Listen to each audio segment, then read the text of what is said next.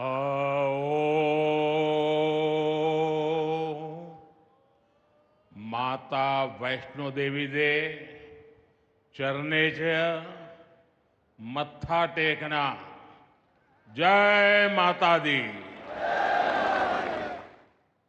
जम्मू कश्मीर के lieutenant governor Manoj Sinha ji, मुख्यमंत्री उमर अब्दुल्ला जी, केंद्रीय मंत्रिमंडल के मेरे सहयोगी Ashwini Vaishnaw ji, Jitendra Singh, V Somanna ji, deputy CM Surendra Kumar ji, Jammu Kashmir विधानसभा में नेता विपक्ष सुनील जी, संसद में मेरे साथी जुगल किशोर जी, अन्य जनप्रतिनिधिगण और मेरे प्यारे भाई और बहनों,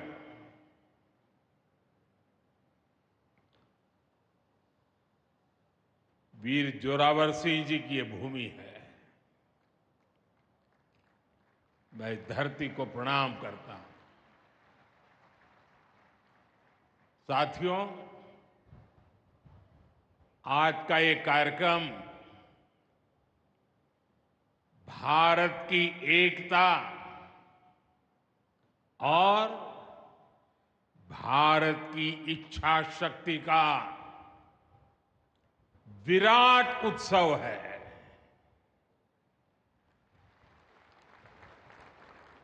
माता वैष्णो देवी के आशीर्वाद से आज वादी कश्मीर भारत के रेल नेटवर्क से जुड़ गई है। मां भारती का वर्णन करते हुए हम श्रद्धा भाव से कहते आए हैं, कश्मीर से कन्याकुमारी। ये अब रेलवे नेटवर्क के लिए भी हकीकत बन गया है। उधमपुर, श्रीनगर, बारामूला, ये रेल लाइन प्रोजेक्ट ये सिर्फ नाम नहीं है, ये जम्मू कश्मीर के नए सामर्थ्य की पहचान है। भारत के नए सामर्थ्य का जयघोष है। थोड़ी देर पहले मुझे चिनाब ब्रिज और अंजी ब्रिज का लोकार्पण करने का अवसर मिला है। आज ही 2 नई वंदे भारत ट्रेनें जम्मू कश्मीर को मिली है। यहां जम्मू में नए मेडिकल कॉलेज का शिलान्यास हुआ है। 46,000 करोड़ रुपए के प्रोजेक्ट्स जम्मू और कश्मीर के विकास को नई गति देंगे। मैं आप सभी लोगों को विकास के नए दौर के लिए बहुत बहुत बधाई देता हूं। साथियों, जम्मू कश्मीर की अनेक पीढ़ियां रेल कनेक्टिविटी का सपना देखते देखते गुजर गई। मैं कल सीएम उमर अब्दुल्ला जी का एक बयान देख रहा था और अभी भाषण में भी बताया। वो भी बोले थे कि जब वो 7वीं 8वीं में पढ़ते थे तब से इस प्रोजेक्ट को पूरा होने का इंतजार कर रहे थे।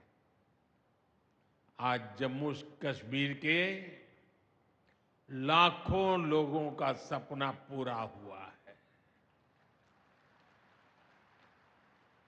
और ये भी हकीकत है, जितने अच्छे काम है ना, वो मेरे लिए ही बाकी रहे हैं। साथियों, ये हमारी सरकार का सौभाग्य है कि इस प्रोजेक्ट ने हमारे कार्यकाल में गति पकड़ी और हमने इसे पूरा करके दिखाया। बीच में कोविड के कालखंड के कारण भी अनेक मुसीबतें आई, लेकिन हम डटे रहे। साथियों, रास्ते में आने जाने की मुश्किलें, मौसम की परेशानी, लगातार पहाड़ों से गिरते पत्थर, ये प्रोजेक्ट पूरा करना मुश्किल था, चुनौतीपूर्ण था। लेकिन हमारी सरकार ने चुनौती को ही चुनौती देने का रास्ता चुना है। आज जम्मू कश्मीर में बन रहे अनेकों ऑल वेदर इंफ्रास्ट्रक्चर प्रोजेक्ट इसका उदाहरण है। कुछ महीने पहले ही सोनमर्ग टनल शुरू हुई है। अभी कुछ देर पहले ही मैं चिनाब और अंजी ब्रिज से होकर आपके बीच आया हूं। इन पुलों पर चलते हुए मैंने भारत के बुलंद इरादों को, हमारे इंजीनियर्स, हमारे श्रमिकों के हुनर और हौसले को जिया है। चिनाब ब्रिज दुनिया का सबसे ऊंचा रेलवे आर्च ब्रिज है। लोग फ्रांस में, पेरिस में एफिल टावर देखने के लिए जाते हैं, और ये ब्रिज एफिल टावर से भी बहुत ऊंचा है। अब लोग चिनाब ब्रिज के जरिए कश्मीर देखने तो जाएंगे ही, ये ब्रिज भी अपने आप में एक आकर्षक टूरिस्ट डेस्टिनेशन बनेगा। सब लोग सेल्फी पॉइंट पर जाकर के सेल्फी निकालेंगे। हमारा अंजी ब्रिज भी इंजीनियरिंग का बेहतरीन नमूना है। ये भारत का पहला केबल सपोर्टेड रेलवे ब्रिज है। ये दोनों ब्रिज सिर्फ ईंट, सीमेंट, स्टील और लोहे के ढांचे नहीं हैं। ये पीर पंजाल की दुर्गम पहाड़ियों पर खड़ी भारत की शक्ति का जीवंत प्रतीक है। ये भारत के उज्जवल भविष्य की सिंह गर्जना है। ये दिखाता है विकसित भारत का सपना जितना बड़ा है, उतना ही बुलंद हमारा हौसला है, हमारा सामर्थ्य है। और सबसे बड़ी बात, नेक इरादा है, अपार पुरुषार्थ है। साथियों, चिनाब ब्रिज हो या फिर अंजी ब्रिज, ये जम्मू की और कश्मीर की दोनों क्षेत्रों की समृद्धि का जरिया बनेंगे। इससे टूरिज्म तो बढ़ेगा ही, इकोनॉमी के दूसरे सेक्टर्स को भी लाभ होगा। जम्मू और कश्मीर की रेल कनेक्टिविटी दोनों क्षेत्रों के कारोबारियों के लिए नए अवसर बनाएगी। इससे यहां की इंडस्ट्री को गति मिलेगी। अब कश्मीर के सेब कम लागत में देश के बड़े बाजारों तक पहुंच पाएंगे और समय पर पहुंच पाएंगे। सूखे मेवे हो या पश्मीना शॉल, यहां का हस्तशिल्प अब आसानी से देश के किसी भी हिस्से तक पहुंच पाएगा। इससे जम्मू कश्मीर के लोगों को देश के दूसरे हिस्सों में आना जाना भी बहुत आसान होगा। साथियों, मैं यहां संगलदान के एक स्टूडेंट का अखबार में कमेंट पढ़ रहा था। उस स्टूडेंट ने कहा कि उसके गांव के उन्हीं लोगों ने अब तक ट्रेन नहीं देखी थी जो गांव से बाहर गए। गांव के ज्यादातर लोगों ने ट्रेन का सिर्फ वीडियो ही देखा था। उन्हें अब तक यकीन ही नहीं हो रहा कि असली ट्रेन उनकी आंखों के सामने गुजरेगी। मैंने ये भी पढ़ा कि बहुत से लोग ट्रेनों के आने जाने का टाइम याद कर रहे हैं। एक और बिटिया ने बड़ी अच्छी बात कही। उस बिटिया ने कहा, अब मौसम तय नहीं करेगा कि रास्ते खुलेंगे या बंद रहेंगे। अब ये नई ट्रेन सेवा हर मौसम में लोगों की मदद करती रहेगी। साथियों, जम्मू कश्मीर मां भारती का मुकुट है। ये मुकुट एक से बढ़कर एक खूबसूरत रत्नों से जड़ा हुआ है। ये अलग अलग रत्न जम्मू कश्मीर का सामर्थ्य है। यहां की पुरातन संस्कृति, यहां के संस्कार, यहां की आध्यात्मिक चेतना, प्रकृति का सौंदर्य, यहां की जड़ी बूटियों का संसार, फलों और फूलों का विस्तार, यहां के युवाओं में, आप लोगों में जो टैलेंट है वो मुकुट मणि की तरह चमकता है। साथियों, आप भली भांति जानते हैं, मैं दशकों से जम्मू और कश्मीर आता जाता रहा। इंटीरियर इलाकों में मुझे जाने का, रहने का अवसर मिला है। मैंने इस सामर्थ्य को लगातार देखा है, महसूस किया है, और इसलिए मैं पूरे समर्पण भाव के साथ जम्मू कश्मीर के विकास में जुटा हूं। साथियों, जम्मू कश्मीर भारत की शिक्षा और संस्कृति का गौरव रहा है।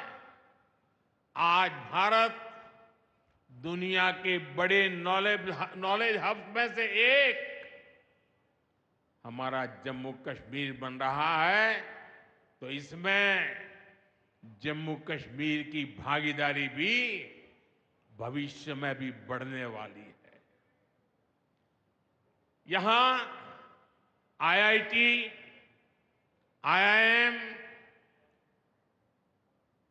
एम्स और नीट जैसे संस्थान है। जम्मू और श्रीनगर में सेंट्रल यूनिवर्सिटीज हैं। जम्मू और कश्मीर में रिसर्च इकोसिस्टम का भी विस्तार हो रहा है। साथियों, यहां पढ़ाई के साथ साथ दवाई के लिए भी अभूतपूर्व काम हो रहा है। बीते कुछ सालों में ही 2 स्टेट लेवल के कैंसर संस्थान बने हैं। पिछले 5 वर्षों में यहां 7 नए मेडिकल कॉलेज शुरू किए गए हैं। आप भी जानते हैं, जब मेडिकल कॉलेज खुलता है तो उससे मरीजों के साथ ही उस क्षेत्र के युवाओं को भी सबसे ज्यादा फायदा मिलता है। जम्मू कश्मीर में अब एमबीबीएस की सीटों की संख्या 500 से बढ़कर 1300 तक पहुंच गई है। मुझे खुशी है कि अब रियासी जिले को भी नया मेडिकल कॉलेज मिलने जा रहा है। Shri Mata Vaishno Devi institute of medical excellence, ये आधुनिक अस्पताल तो है, ये दान पुण्य करने की हमारी जो संस्कृति है उसका भी उदाहरण है।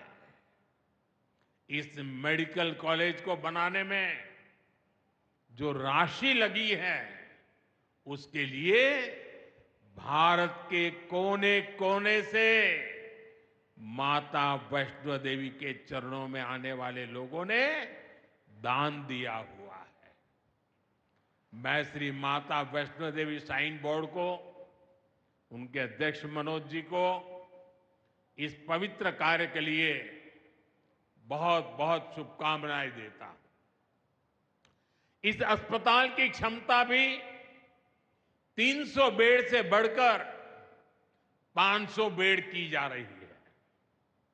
कटरा में माता वैष्णो देवी के दर्शन करने आने वाले लोगों को भी इससे बहुत सहूलियत रहने वाली है।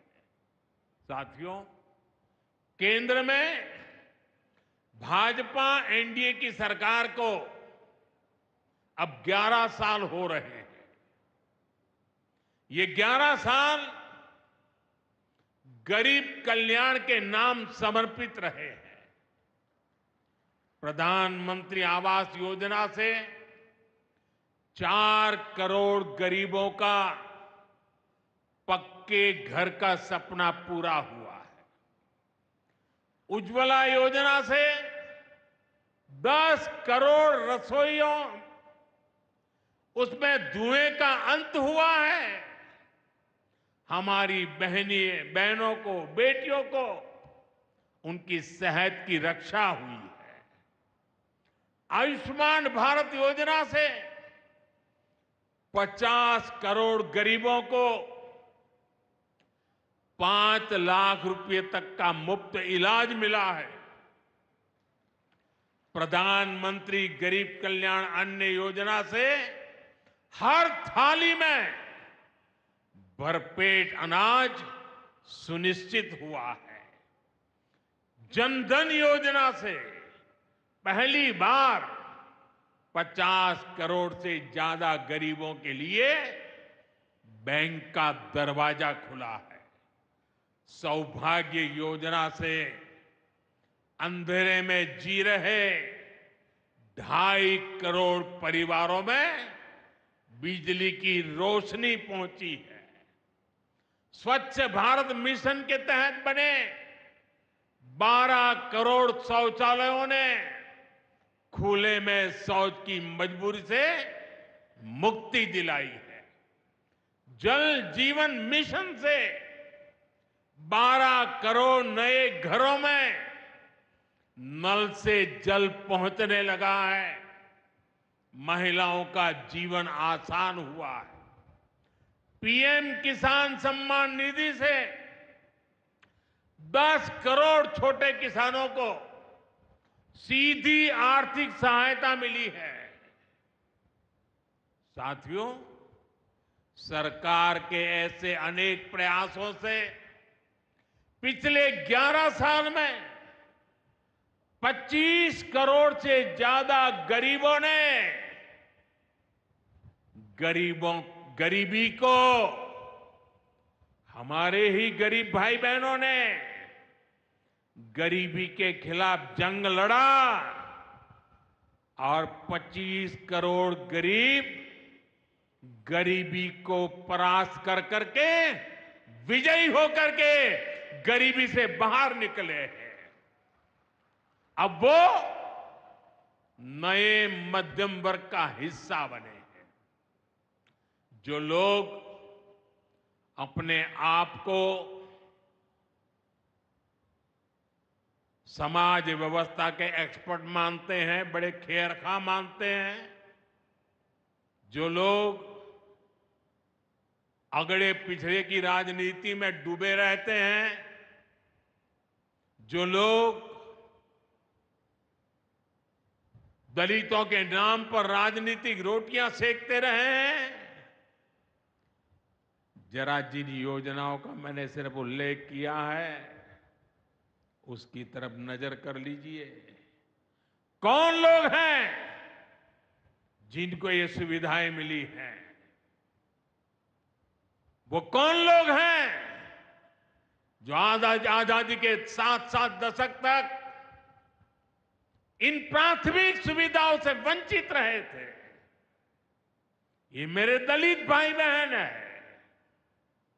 ये मेरे आदिवासी भाई बहन है, ये मेरे पिछड़े भाई बहन है, ये पहाड़ों पर गुजारा करने वाले, ये जंगलों में बसने वाले, झुग्गी झोपड़ी में जिंदगी पूरी करने वाले, ये वो परिवार है जिनके लिए मोदी ने अपने 11 साल खपा दिए हैं।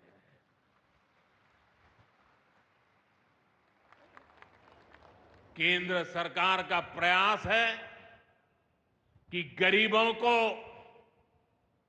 नए मध्यम वर्ग को ज्यादा से ज्यादा ताकत दे। 1 रैंक 1 पेंशन हो, 12 लाख रुपए तक की सैलरी को टैक्स फ्री करना हो, घर खरीदने के लिए आर्थिक सहायता देना हो, सस्ती हवाई यात्रा के लिए मदद देनी हो, हर तरह से सरकार गरीब और मध्यम वर्ग के साथ कंधे से कंधा मिलाकर चल रही है। साथियों, गरीबों को गरीबी से मुक्ति पाने के लिए उनका मदद करना, लेकिन ईमानदारी से जीने वाले, देश के लिए समय समय पर टैक्स देने वाले मध्यम वर्ग की ताकत बढ़ाना, इसके लिए भी आजादी में पहली बार इतना काम हुआ है जो हमने करके दिखाया है। साथियों, हम अपने यहां नौजवानों के लिए लगातार रोजगार के नए अवसर बढ़ा रहे हैं और इसका एक अहम जरिया है टूरिज्म। टूरिज्म से रोजगार मिलता है, टूरिज्म लोगों को जोड़ता है, लेकिन दुर्भाग्य से हमारे पड़ोस का देश मानवता का विरोधी, मेलजोल का विरोधी, टूरिज्म का विरोधी, इतना ही नहीं, वो ऐसा देश है जो गरीब की रोजी रोटी का भी विरोधी है। 22 अप्रैल को पहलगाम में जो कुछ हुआ वो इसी का उदाहरण है। पाकिस्तान ने पहलगाम में इंसानियत और कश्मीरियत दोनों पर वार किया। उसका इरादा भारत में दंगे कराने का था। उसका इरादा कश्मीर के मेहनतकश लोगों की कमाई को रोकना था। इसलिए पाकिस्तान ने टूरिस्ट पर हमला किया। वो टूरिज्म जो बीते 4-5 साल में लगातार बढ़ रहा था, हर साल यहां रिकॉर्ड संख्या में टूरिस्ट आ रहे थे। जिस टूरिज्म से जम्मू कश्मीर के गरीबों के घर चलते हैं, उसको पाकिस्तान ने निशाना बनाया। कोई घोड़े चलाने वाला, कोई पोर्टर, कोई गाइड, कोई गेस्ट हाउस वाला, कोई दुकान ढाबा चलाने वाला, पाकिस्तान की साजिश इन सबको तबाह करने की थी। आतंकियों को चुनौती देने वाला नौजवान आदिल, वो भी तो वहां मेहनत मजदूरी करने गया था, लेकिन अपने परिवार की देखरेख कर सके इसलिए मेहनत कर रहा था। आतंकियों ने उस आदिल को भी मार दिया। साथियों, पाकिस्तान की साजिश के खिलाफ जिस प्रकार जम्मू कश्मीर के लोग उठ खड़े हुए हैं, जम्मू कश्मीर के अवाम ने इस बार जो ताकत दिखाई है, ये सिर्फ पाकिस्तान नहीं, दुनिया भर की आतंकवादी मानसिकता को जम्मू कश्मीर के लोगों ने कड़ा संदेश दिया है। जम्मू कश्मीर का नौजवान अब आतंकवाद को मुंह तोड़ जवाब देने का मन बना चुका है। ये वो आतंकवाद है जिसने घाटी में स्कूल जलाए, और सिर्फ स्कूल यानी इमारत नहीं जलाई थी, 2-2 पीढ़ी का भविष्य जला दिया था, अस्पताल तबाह किए, जिसने कई पीढ़ियों को बर्बाद किया।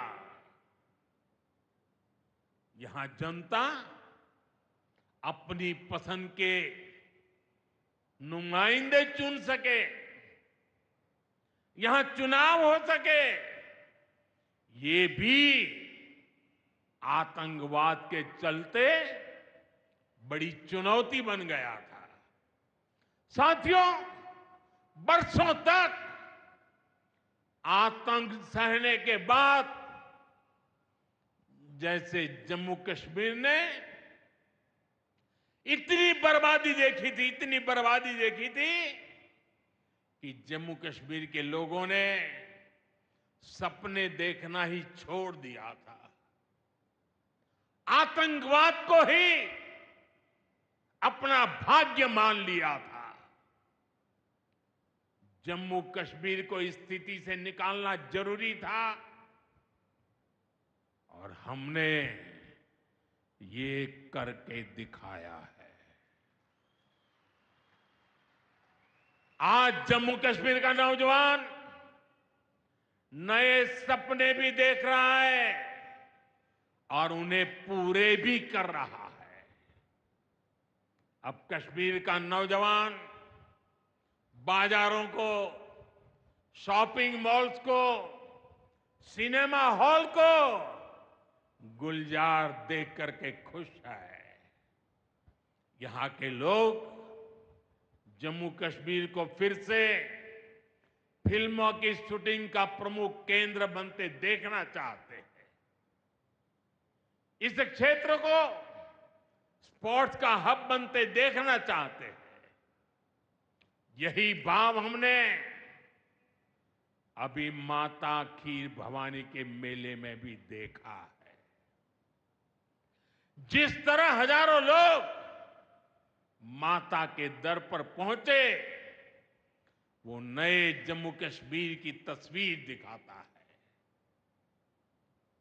अब 3 तारीख से अमरनाथ यात्रा भी शुरू होने वाली है। ईद की उमंग भी हम चारों तरफ देख रहे हैं। विकास का जो वातावरण जम्मू कश्मीर में बना था, वो पहलगाम के हमले से डिगने वाला नहीं है। जम्मू कश्मीर के आप सभी लोगों को और आप सबसे नरेंद्र मोदी का वायदा है। मैं यहां विकास को रुकने नहीं दूंगा। यहां के नौजवानों को सपने पूरा करने से कोई भी बाधा अगर रुकावट बनती है, तो उस बाधा को पहले मोदी का सामना करना पड़ेगा। साथियों, आज 6 जून है। याद कीजिए, 1 महीने पहले, ठीक 1 महीने पहले 6 मई की वो रात पाकिस्तान के आतंकियों पर कयामत बरसी थी।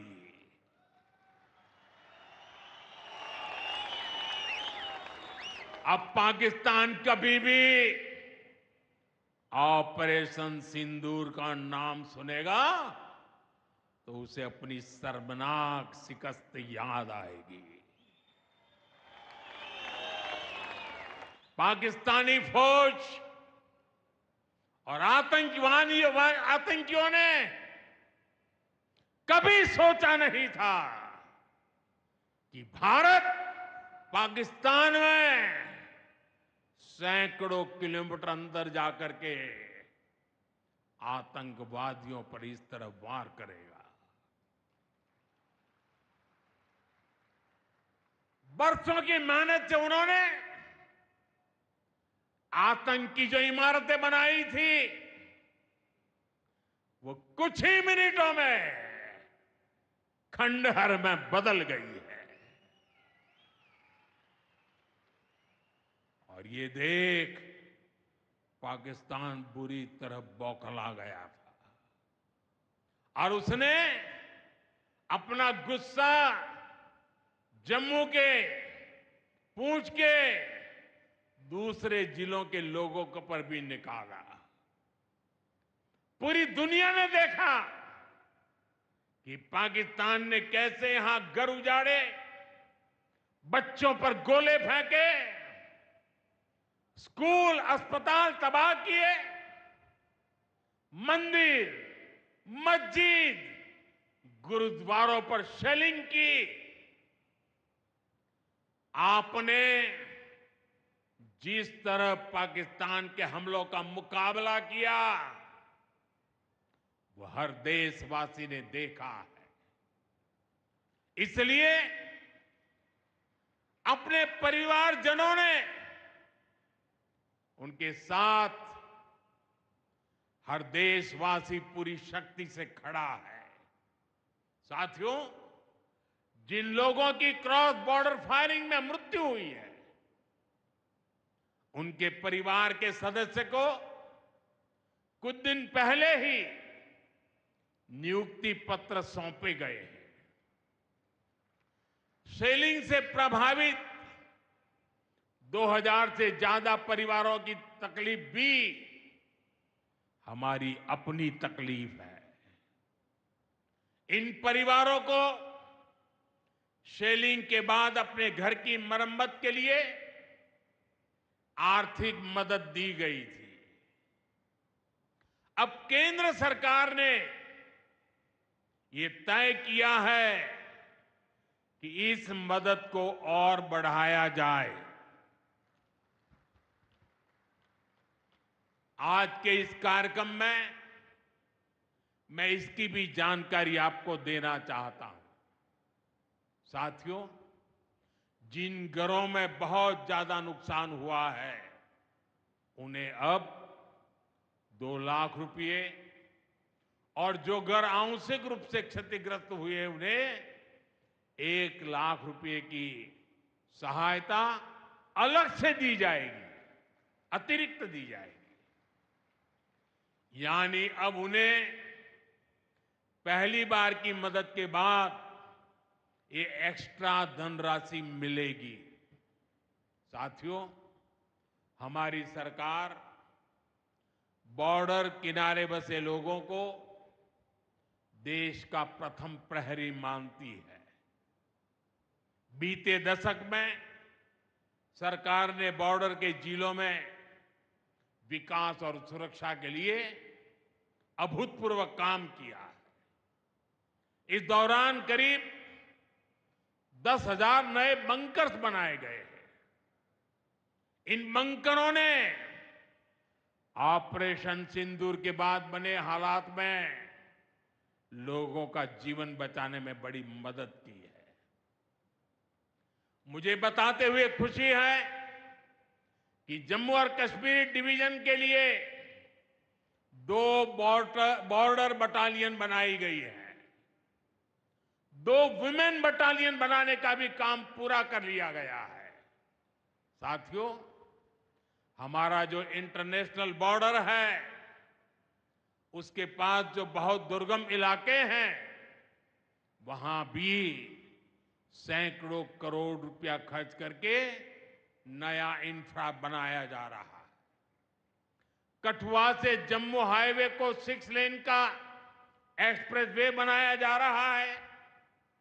अखनूर से पुंछ हाईवे का भी चौड़ीकरण किया जा रहा है। वाइब्रेंट विलेज प्रोग्राम के तहत भी बॉर्डर के गांवों में विकास के काम को और गति दी जा रही है। जम्मू कश्मीर के 400 ऐसे गांव जहां ऑल वेदर कनेक्टिविटी नहीं थी, उन्हें 1800 किलोमीटर की नई सड़कें बिछाकर जोड़ा जा रहा है। इस पर भी सरकार 4,200 करोड़ रुपए से ज्यादा खर्च करने जा रही है। साथियों, आज मैं जम्मू कश्मीर के आप लोगों से, खासकर यहां के नौजवानों से एक विशेष आग्रह भी करने आया हूं। और जम्मू कश्मीर की धरती से मैं देश को भी आग्रह करना चाहता हूं। आपने देखा है कि कैसे ऑपरेशन सिंदूर ने आत्मनिर्भर भारत की ताकत दिखाई है।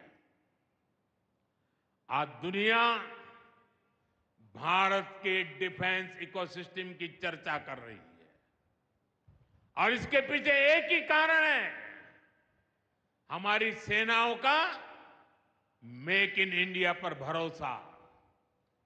सेनाओं ने जो कर दिखाया, अब वही हर भारतवासी को दोहराना है। इस साल के बजट में हमने मिशन मैन्युफैक्चरिंग की घोषणा की है। इस मिशन के तहत सरकार मैन्युफैक्चरिंग को नई उड़ान देने का काम कर रही है। मैं जम्मू कश्मीर के युवाओं से कहूंगा, आइए इस मिशन का हिस्सा बनिए। देश को आपकी आधुनिक सोच चाहिए, देश को आपके इनोवेशन की जरूरत है। आपके आइडिया, आपकी स्किल भारत की सुरक्षा को, भारत की अर्थव्यवस्था को नई ऊंचाई देंगे। पिछले 10 वर्षों में भारत एक बड़ा डिफेंस एक्सपोर्टर बना है। अब हमारा लक्ष्य है दुनिया के टॉप डिफेंस एक्सपोर्टर्स में भारत का नाम भी शामिल हो। इस लक्ष्य की ओर हम जितना तेजी से बढ़ेंगे उतनी ही तेजी से भारत में रोजगार के लाखों नए अवसर पैदा होंगे। साथियों, हमें एक और संकल्प लेना है। जो सामान भारत में बना हो, जिसमें हमारे देशवासियों का पसीना लगा हो, हम सबसे पहले उसे ही खरीदें।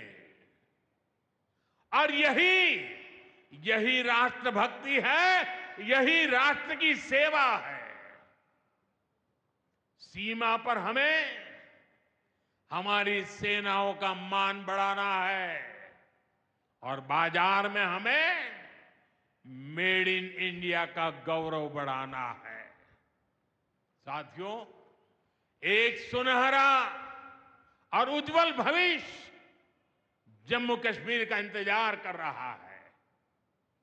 केंद्र सरकार और यहां की सरकार मिलकर विकास के कार्यों में जुटे हैं, एक दूसरे को सहयोग कर रहे हैं। शांति और खुशहाली के जिस रास्ते पर हम आगे बढ़ रहे हैं, हमें उसे लगातार मजबूत करना है। मां वैष्णो देवी के आशीर्वाद से विकसित भारत, विकसित जम्मू कश्मीर का यह संकल्प सिद्धि तक पहुंचे, इसी कामना के साथ आप सभी को फिर से ये ढेर सारे विकास के प्रोजेक्ट के लिए और एक से बढ़कर एक शानदार प्रोजेक्ट के लिए मैं बहुत बहुत बधाई देता हूं। दोनों मुट्ठी बंद करके पूरी ताकत से मेरे साथ बोलिए, भारत माता की। आवाज हिंदुस्तान के हर कोने में गूंजनी चाहिए। भारत माता की, भारत माता की, भारत माता की, भारत माता की। बहुत बहुत धन्यवाद।